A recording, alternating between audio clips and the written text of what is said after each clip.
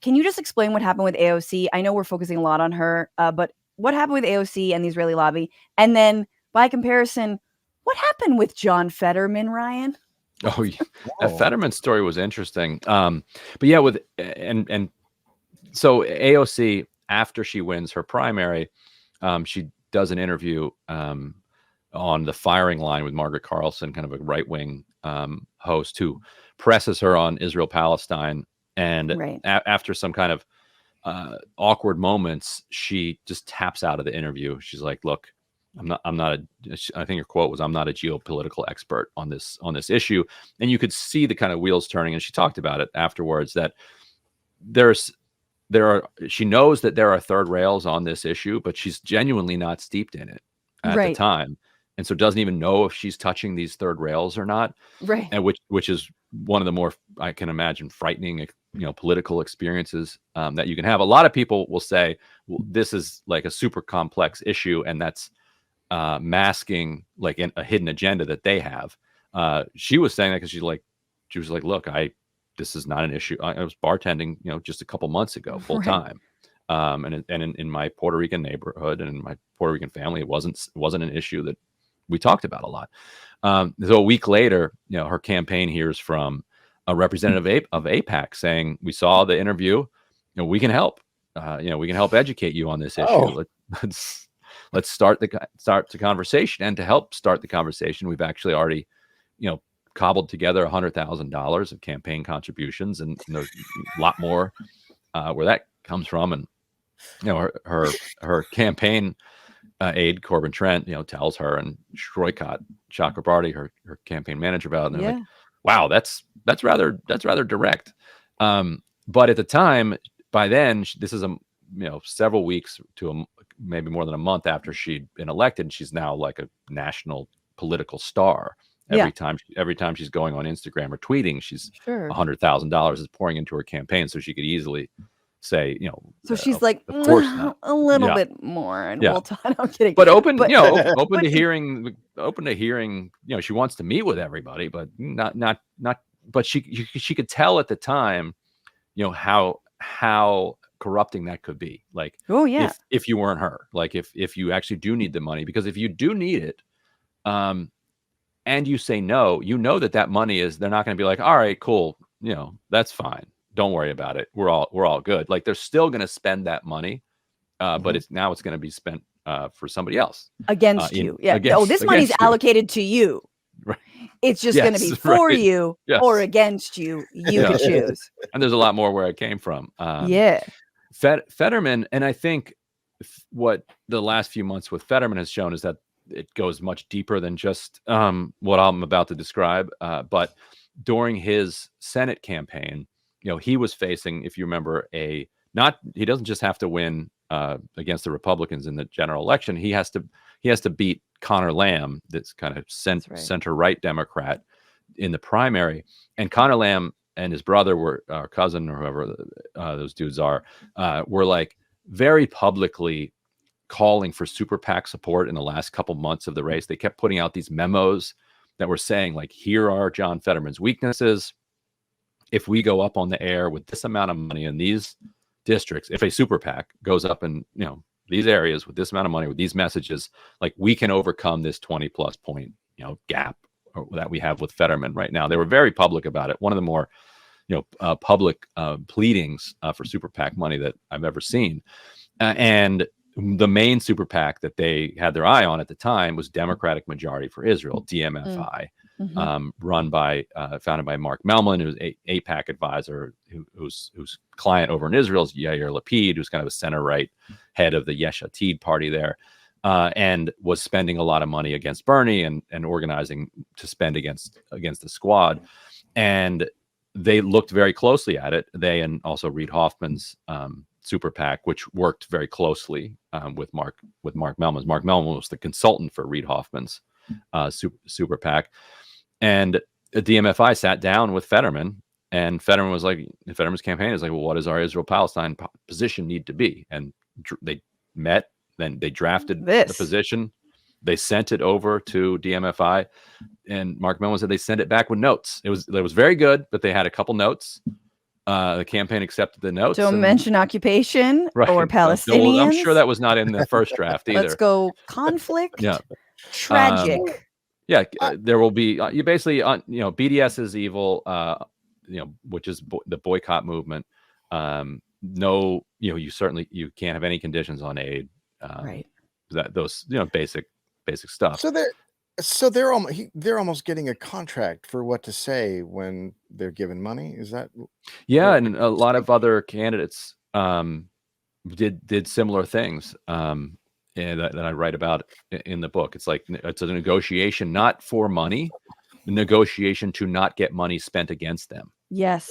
So Fetterman was basically because they didn't give him money. They didn't endorse him or give him money. They just didn't give money to Connor Lamb. Oh shit! I didn't know that. Yeah. That's fucking terrifying. Yeah. You're not even getting paid for it. That's the part of the story I was missing. Okay. You just get to live. Yeah. Got it. I gotta say, I really don't think they kind of I mean, all these people are doing this, but the landscape is changing, and old people are dying, and young people coming up are not like our generation. You know what I mean? It's a different animal, and I don't think they know what's coming.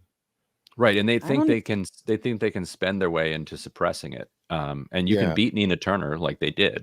They beat Nita Alam in North Carolina. They beat Donna Edwards. They beat a lot of Israel critics or people who would be open to the idea of entertaining Palestinian dignity. But you can't do that forever, I don't think. Especially because it isn't a bread and butter issue. It is not something you talk around at a dinner table generally if you're, Puerto Rican in the Bronx. Like, it's just not something. And a lot of these districts, I mean, we don't have time to get into, but it is also really bad faith, pitting like another Black leader that they lift up from obscurity or whomever and put them against one of these squad members that are, again, like we talked about, mostly working class, people of color. And in the most fucked up bad faith way about an issue that literally does not affect their everyday lives, in the ways that, and this is what I've been bitching about for a long time right now, which is liberal Zionists who are willing to throw away our best chance, which is the squad, at some kind of, real economy that operates with justice, any kind of universal health care, fucking stopping climate chaos, anything. Because why? Because we have to slaughter a bunch of Palestinians, and you're anti-Semitic if you say that it is a slaughter. So anyway, by the way, if climate change hits really hard, one of the worst countries to be hit is going to be Israel. But you can only pump so much water out of the Mediterranean. Desalinization has its limits, probably. Maybe not. We'll see. Before I let you go, there's 3 more questions, very quick. But Josh Gottheimer, who we know, corporate centrist Democrat from Jersey, part of the Problem Solvers Caucus, which is under the No Labels political group, has gotten money from Israel, but also has gotten money from Saudi Arabia. Can you talk about what you learned and like why that's dangerous and why the fuck no one's calling him on that? There's this really fascinating nexus that developed in Washington in the 2010s that brought together the UAE, Saudi Arabia, and Israel in a kind of lobbying coalition. Saudi and the UAE don't have many citizens here in the United States, and so they're not able to legally spend directly on campaigns. You can't do a super PAC, through Saudi citizens or Emirati citizens. AIPAC though is funded by American citizens, so AIPAC's got the kind of ground troops.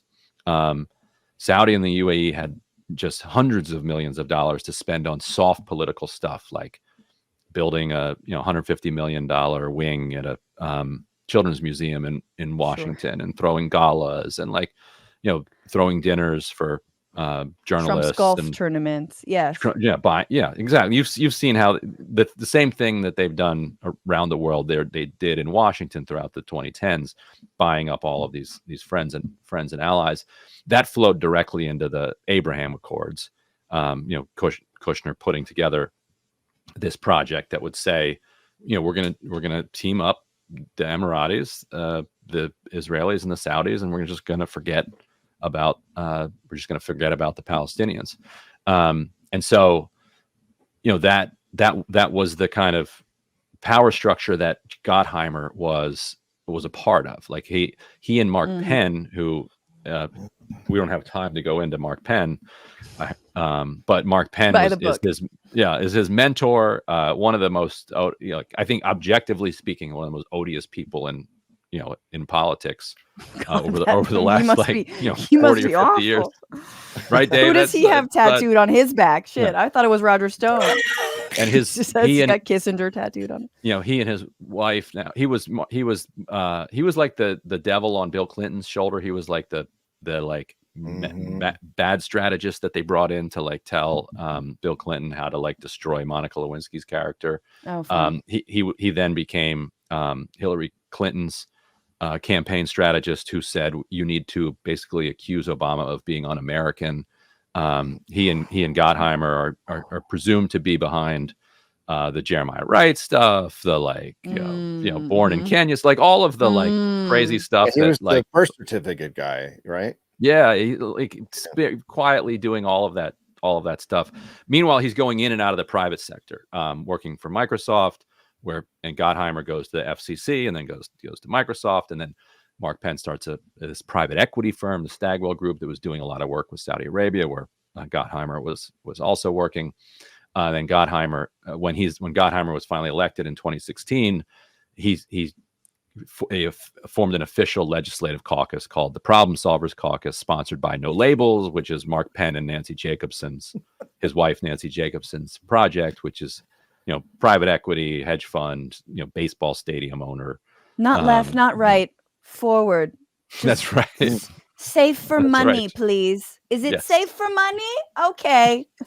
Yeah. And so, right. And now they might be, they're trying to recruit Joe Manchin to run for president, which interestingly, even Gottheimer has distanced himself from that one. I mean, the Saudi Arabia thing, before we leave that, I just think it is important to note how disgusting and dangerous, but also how aligned Israel and Saudi Arabia's interests, although they pretend like they're not on the same side, but they truly are against Iran, hate the Iran deal, hate any kind of easing or softening of relations, diplomacy with Iran, which is truly what the Iran deal was. Mark Mellman, to complete the nexus, Mark Mellman, who started DMFI, ran AIPAC's anti-Iran deal, side project, which failed, but then succeeded under Trump in getting the U.S. to back away from the Iran deal. And now, Iran's we're bombing Yemen or whatever from having a nuclear weapon, and we're at war. And one side point, there's never any accountability for these people. Like, they got the exact confrontational policy that they wanted, and and they don't seem to have any ownership of the results of it. Like, you got what you wanted. You broke up the Iran deal. You got the Abraham Accords by ignoring the Palestinians. Here we are. And you're still going to tell us what ideas you have? There never is, though. Those people. None. I mean, I was listening to an expert the other day, and he said because of that deal going away, Iran at any point is 10 days away from a nuclear weapon. 10 days away. Ridiculous. Because we just walked away from it, and we're like, no, it's crazy. What's going on, Frantifa? If you haven't already, subscribe to this channel right now. Hit that button. And also, you can become a patron and support the show every single week. Get access to bonus episodes and exclusive merchandise. Patreon.com/Bitchuation Room. Do it.